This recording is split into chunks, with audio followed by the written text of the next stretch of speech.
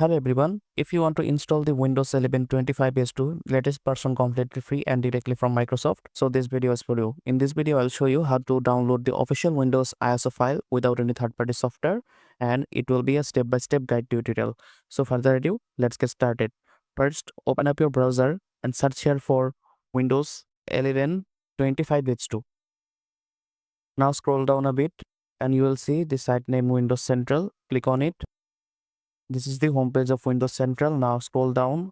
Then you will see download Windows 11 version 24h2 for x34. That means for PC, and ARM64 for ARM-based laptop. So in here you can see the language section: English, UK, Arabic, Bulgarian. So according to your system, select one. So I'm selecting the US version of x64 as I am using the desktop PC. Now click on download and click on OK. And as you can see, the Windows 11 25h2 version has already begun to download on my computer. So thanks for watching this quick tutorial. If you have any questions, write them on the comment section and stay tuned. Happy computing.